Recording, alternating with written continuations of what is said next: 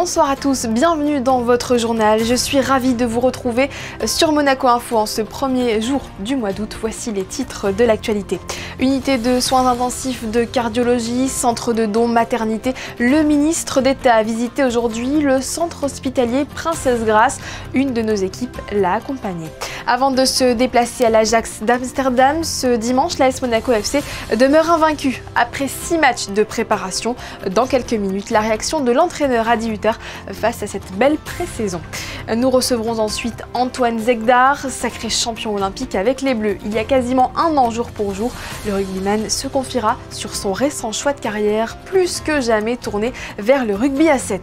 Et puis déjà 35 000 visiteurs à mi-parcours, c'est le chiffre conséquent enregistré par l'exposition Couleurs du Grimaldi Forum. Dans un reportage, nous découvrirons les raisons de ce succès. Le ministre d'État poursuit ses visites institutionnelles. Christophe Mirmand était cet après-midi au centre hospitalier Princesse Grace. Plusieurs services de l'hôpital lui ont été présentés, des soins intensifs de cardiologie au centre de dons, en passant par la maternité. Le récit de Frédéric Elion sur les images d'Alexandra Marangoni. Accompagné notamment par Christophe Robineau, ministre des Affaires sociales et de la Santé, le ministre d'État Christophe Mirmand s'est rendu au centre hospitalier Princesse Grace ce vendredi après-midi pour une visite d'1h30 dans le cadre de sa prise de fonction. Première étape au service des soins intensifs de cardiologie où il a pu visiter le grand bloc de rythmologie et de la télécardiologie. Direction ensuite le service de médecine nucléaire pour la découverte du TEP-scan, cet outil dernier cri qui permet de réaliser des examens d'imagerie médicale, notamment en cancérologie. Christophe Mirmand est ensuite allé au service maternité accueilli par le professeur Carbone, l'occasion de découvrir les locaux actuels ainsi que les futures chambres de maternité du nouvel hôpital.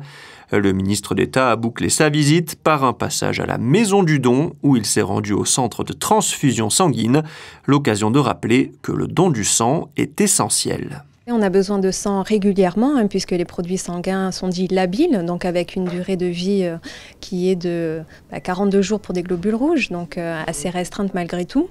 C'est vrai qu'en période estivale, tout le monde part en vacances, il fait chaud, on a peut-être d'autres choses en tête, mais malgré tout, les patients sont toujours là, ils ont besoin d'être transfusés et c'est toujours une période assez critique pour leur prise en charge. Au mois de juin, 202 donneurs ont été accueillis ici à la Maison du Don. Il en aurait fallu 2 fois plus pour répondre aux besoins transfusionnels en principauté. En sport, l'AS Monaco poursuit son sans faute. Les Rouges et Blancs ont signé hier à la Turbie une nouvelle victoire face au Torino au lendemain d'une première face au club italien.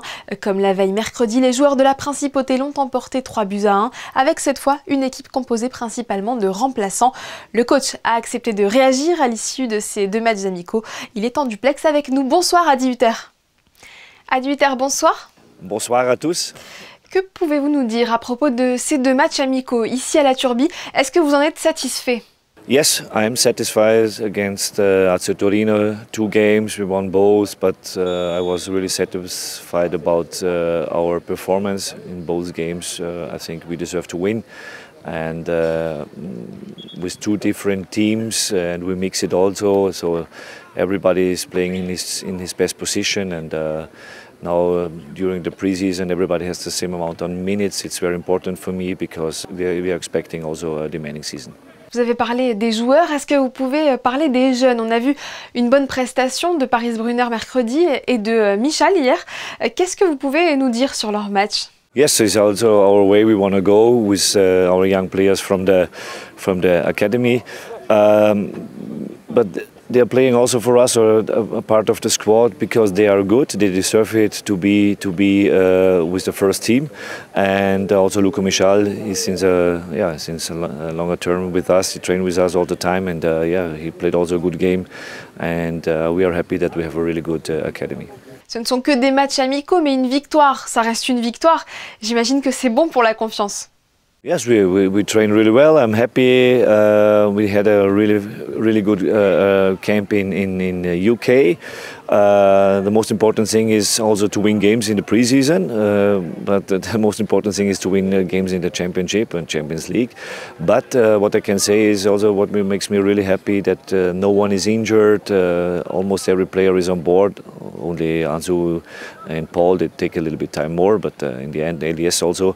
And when everybody is back, we have a strong team.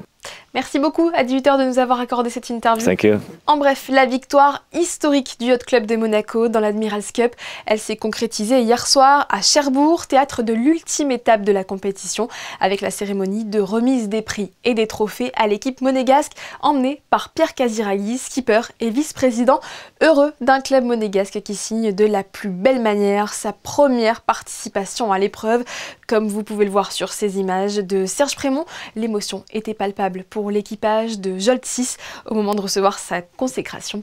Pierre Casiraghi nous parlait hier soir dans son duplex de rêve éveillé. Il souhaite que ce trophée soit exposé au regard de la population monégasque dès le mois de septembre pour le partager avec le plus grand nombre. Bravo à tous les membres de l'équipe rouge et blanche qui va désormais savourer une belle fin d'été. Parlons ballon ovale à présent. La Fédération monégasque de rugby et l'AS Monaco Rugby viennent de signer un partenariat. Avec ce rapprochement, les deux entités souhaitent, je cite, promouvoir le rugby amateur en favorisant les échanges, le partage de compétences et la mutualisation des partenariats.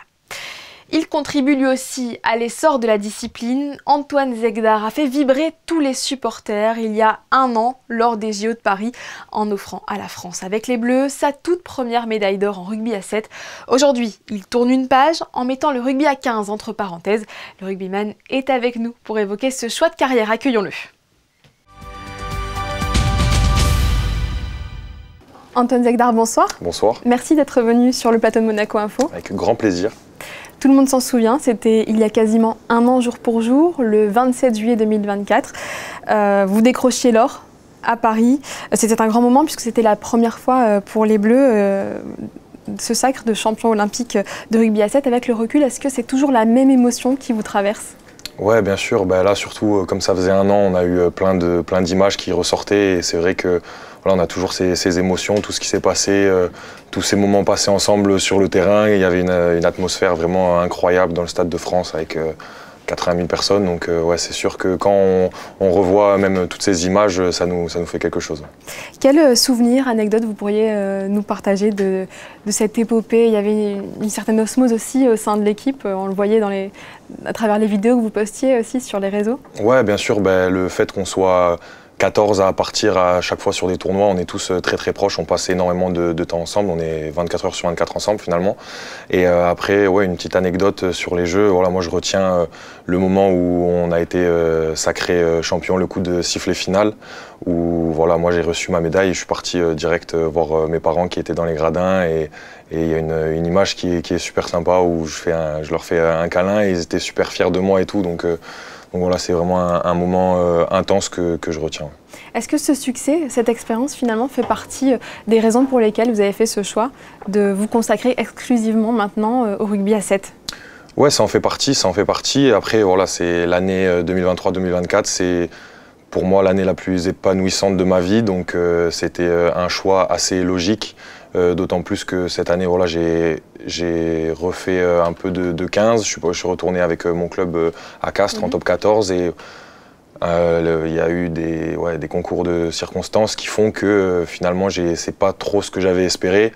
Je suis arrivé, j'étais blessé, donc j'ai manqué beaucoup d'entraînement. Ensuite, j'ai refait quelques allers-retours avec l'équipe de France à 7, donc c'était pas super facile. Enfin, finalement, d'être aux deux endroits à la fois, j'étais nulle part. Oui. Donc voilà, mais après je retiens que du positif de mon temps à Castres. Mais voilà, c'était important pour moi de rendre à l'équipe de France à 7 ce qu'elle m'avait donné et de repartir en me consacrant 100% avec cette équipe. Est-ce que vous concevez quand même qu'à 26 ans, ça peut paraître un choix surprenant ? Ouais, bien sûr. Je pense que pas tout le monde comprend le choix que j'ai fait. Après, voilà, c'est un choix personnel. Pour moi, c'est c'est important d'être épanoui et d'être heureux dans sa vie. Et puis après, voilà, on a quand même des belles échéances. Les Jeux Olympiques à Los Angeles en 2028. On a été champion du monde, donc voilà, il faudrait qu'on réussisse à refaire quelque chose de la sorte. Donc on a quand même quelque chose à aller chercher. Mais voilà, pour moi, c'était important de me rapprocher de ma famille, de me rapprocher de Monaco aussi. Et voilà, c'est pour ça que j'ai fait ce choix-là. Ouais. Maintenant, c'est ça, votre objectif affiché, c'est Los Angeles 2028? Oui, bien sûr, quand on vit l'expérience olympique, voilà, il y a un goût de reviens-y. Donc c'est sûr que les Jeux Olympiques à Los Angeles, on va avoir à cœur de faire tout aussi bien qu'on a fait à Paris. Donc je pense que c'est un travail en amont. Il faut construire l'équipe, il faut apporter de l'expérience aux jeunes qui intègrent l'équipe. Donc voilà, on travaille beaucoup sur la notion d'héritage dans cette équipe de France A7. Donc c'est important pour moi de faire ce travail-là. Ouais. Justement, quel rôle vous allez jouer, vous, au sein de l'équipe? Du coup, je fais partie un peu des vieux, même si j'aime pas trop ce terme, à 26 ans. Vraiment, il va y avoir un travail de transmission aussi. Mais ouais, voilà, là, on est parti sur un nouveau cycle, donc il y a beaucoup de joueurs qui sont repartis soit à 15 ou soit qui ont arrêté leur carrière. Et donc il y a automatiquement des jeunes joueurs qui ont intégré l'équipe, donc c'est des très bons joueurs, des joueurs talentueux, mais qui parfois manquent un peu d'expérience. Donc là, durant l'année, on a fait 2 finales. Et je pense que justement il manquait cette petite expérience à tous les joueurs pour justement gagner un autre tournoi, et je pense que voilà, ça va se construire au fur et à mesure des années, et j'espère que cette année voilà, on va commencer par déjà gagner un tournoi, et on va prendre les tournois les uns après les autres et on verra comment ça va se passer. Et qu'est-ce qu'un joueur de rugby à 15 peut apporter au rugby à 7? Est-ce que c'est vraiment 2 disciplines totalement différentes? Ouais, c'est 2 disciplines qui sont vraiment différentes. Après, je pense que c'est plus le rugby à 7, ça a plus un aspect physique, puisque étant donné qu'on n'est que 7 contre 7 sur le terrain, il y a beaucoup plus d'espace, donc il faut avoir faut travailler beaucoup plus sa vitesse, son accélération, jouer ses duels. En défense, c'est aussi beaucoup plus compliqué, puisque du coup, il y a beaucoup plus d'espace à défendre. Et aussi techniquement, étant donné que les joueurs sont plus loin, il faut faire des passes plus longues. Et dans le sens inverse, je pense que justement au rugby à 15, c'est plus stratégique. Et vu que les espaces sont plus petits, il faut avoir une meilleure vision du jeu. Donc je pense que ça peut apporter aussi sur le rugby à 7. On va parler maintenant du futur proche. Quelles sont les prochaines échéances pour vous et l'équipe de France? Du coup là, on a une petite période de vacances, donc j'en profite du coup pour être un peu chez moi avec mes proches. Et ensuite, on va reprendre les entraînements en septembre, tous ensemble, des regroupements sur le centre national qui est à Marcoussis. Et ensuite, le premier tournoi sera normalement à Dubaï en fin novembre. Eh bien, merci beaucoup Antoine Zegdar d'avoir été avec nous, avec et plaisir, on suivra bien entendu de près toute votre actualité. Merci beaucoup. Des murs rénovés, des combles renforcés et des espaces bientôt remis en service. Le chantier de l'école primaire FANB avance, mais plusieurs étapes restent à franchir. Objectif: moderniser sans dénaturer et redonner vie à l'ensemble de l'établissement. Vanessa Dessy et Alexandra Marangoni nous emmènent en visite. Un établissement plus fonctionnel, plus sûr et prêt à accueillir les élèves dans les meilleures conditions. FANB s'offre une nouvelle jeunesse, de la réfection classique des sols, murs et plafonds, en passant par la suppression des installations au gaz au profit de la climatisation. Des travaux de rénovation sont en cours. Il s'agit de travaux de rénovation totale du bâtiment qui s'échelonnent tous les étés depuis 2023 maintenant. Et cette année, nous faisons également le renforcement des planchers des combles qui étaient inutilisables du fait de leur fragilité structurelle. Si une grande partie du chantier a déjà été menée, certains espaces restent en attente de finalisation. Les travaux se poursuivent avec pour objectif de mener à bien l'ensemble des opérations engagées. On attend les vacances scolaires, que ce soit les grandes ou les petites aussi d'ailleurs. On arrive toujours à glisser quelques petits travaux nous permettant de prendre de l'avance sur l'été et démarrer plus vite. Alors il nous reste les réfectoires à finaliser et tout le 3e étage qui est inutilisé depuis quelques années pour cause justement d'impossibilité d'utiliser les locaux. La rénovation complète de l'école FANB est attendue d'ici 2027. Ouvrons une page culturelle à présent avec d'abord les concerts donnés dans la cour d'honneur du Palais Princier. Dans un décor particulier, à la fois féerique et chargé d'histoire, le pianiste David Frey, porté par l'Orchestre Philharmonique de Monte-Carlo, s'est produit hier soir. Un moment suspendu auquel ont assisté José Sacré, Alexandra Marangoni et Paul Gougassian. Jeudi 31 juillet, au programme de l'Orchestre Philharmonique de Monte-Carlo, sous la direction de Charles Dutoit, les Pins de Rome de Respighi, les valses nobles et sentimentales de Ravel et le concerto pour piano numéro 1 de Beethoven avec en soliste David Frey.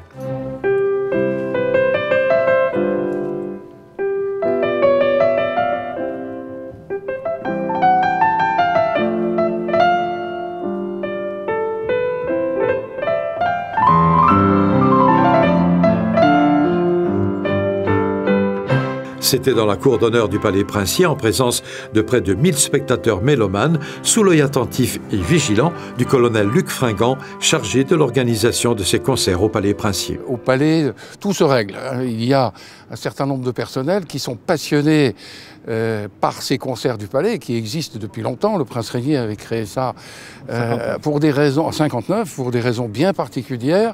Tout le monde se démène pour pouvoir faire en sorte que la mission soit remplie et que les problèmes, s'il y en a, soient réglés pratiquement. On ne se rend même pas compte quand il y a un problème. Quand les cloches sonnent, on doit les éteindre. D'ailleurs, ça fait partie de ma charge, c'est de couper le carillon pour que ça ne sonne pas pendant le concert, bien entendu. Alors, il y a une règle, c'est quand on vient assister au concert du Palais, on ne vient pas en basket. On ne vient pas en basket. Alors, à l'époque du Prince Régnier, c'était la tenue de soirée qui était de rigueur. Les hommes étaient en smoking, les femmes en robe longue. Le prince Albert a souhaité démocratiser un tout petit peu, et puis tout le monde n'a pas de smoking, donc c'était un peu plus... Ça permettait à certains de venir au palais. Mais normalement, c'est la tenue de ville. Et on ne filme pas. Quand on va chez quelqu'un, on est invité chez quelqu'un, on ne filme pas, on ne prend pas des photos dans la salle à manger ou dans le jardin. Donc c'est ce que j'essaye de faire comprendre à tout le monde pour que le comportement soit correct. Mais est-ce que vous profitez du concert quand même? Ah mais oui, bien entendu, mais je profite doublement du concert. Parce que, comme je vous le disais, j'ai assisté à la répétition hier. Vous pouvez bouger. Ah moi je bouge. Et puis je suis là, je les ai accueillis ce soir. Je partage avec eux beaucoup de choses que le public n'a pas l'occasion de partager. Donc je profite doublement des musiciens et des solistes.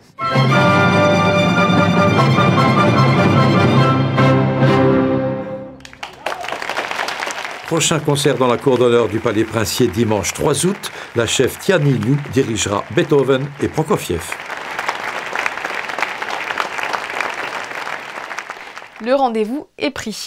C'est un véritable bain de lumière et d'émotion que propose le Grimaldi Forum cet été. L'exposition Couleurs, chef-d'œuvre du Centre Pompidou, attire les foules et atteint déjà les 35 000 visiteurs à mi-parcours. Vanessa Tessi et Alexandra Marangoni se sont rendus sur place. Voyez le reportage. À mi-parcours, l'exposition estivale Couleurs, chef-d'œuvre du Centre Pompidou au Grimaldi Forum, a dépassé les 30 000 visiteurs en 2 semaines. La scénographie immersive, articulée autour d'un tambour chromatique, séduit un public varié. Les œuvres du Centre Pompidou rayonnent dans cette exposition sensorielle novatrice. Et l'engouement est tel que Monaco accueille cette immersion dans la couleur comme un rendez-vous culturel majeur. Le bilan, je pense qu'il est très positif. Effectivement, on s'était fixé d'essayer de dépasser Turner l'année dernière, qui a fait 65 000 visiteurs. Je pense qu'on est bien parti pour le faire, même si l'exposition, il ne faut pas l'oublier, a ouvert avec quelques jours de décalage. Mais on devrait dépasser ce chiffre. On est très content aussi des retombées presse. Cet accrochage finalement qui défie la chronologie, qui permet vraiment d'avoir une visite extrêmement ouverte et libre de toute l'histoire du XXe siècle, réjouit les personnes de tous âges, vraiment des petits aux plus âgés. Donc oui, on est ravis que ça ait marché et que le public réponde aussi bien à cette exposition multisensorielle.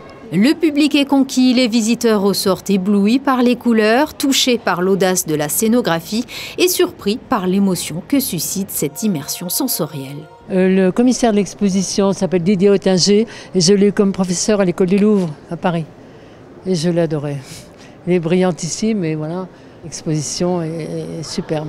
Je trouve que c'est très bien présenté, les couleurs ensuite, toutes les petites alcôves qui sont faites là sont très intéressantes, les parfums sont bien étudiés pour chacune des couleurs, c'est très très bien. Ah, il y a de très très belles choses. Mais bon, tout ne me plaît pas, comme toujours. Mais sinon, c'est une très belle exposition. Elle est très riche, c'est très enrichissant aussi. Il y a tous les aspects modernes. Bon, comme vous, Marie, j'aime pas tout non plus, mais il y a beaucoup de choses que j'ai découvert. Mais le thème, c'est les couleurs, donc effectivement, on voit des couleurs partout. Donc je suis impatient de découvrir le reste de l'exposition. J'aime beaucoup. Je la trouve extrêmement intéressante depuis l'introduction que j'ai regardée, écoutée en arrivant, et puis jusqu'à la proposition de ce cercle chromatique, et puis toutes les œuvres associées, vraiment je la trouve passionnante. Les explications en même temps sont extrêmement claires, extrêmement agréables à lire, et elles nous apportent beaucoup. Un succès inattendu qui place le cap des 70 000 entrées envisageables d'ici la fin de l'été. Et c'est la fin de cette édition. Merci de l'avoir suivi. Dans quelques instants, la météo ensoleillée de Marie Bonnet-Blanc. Mais avant cela, place aux photos de fin de journal. Signé Stéphane Dana, elles reviennent sur le somptueux concert donné hier soir dans la cour d'honneur du Palais Princier. Belle soirée à tous et à demain 19h.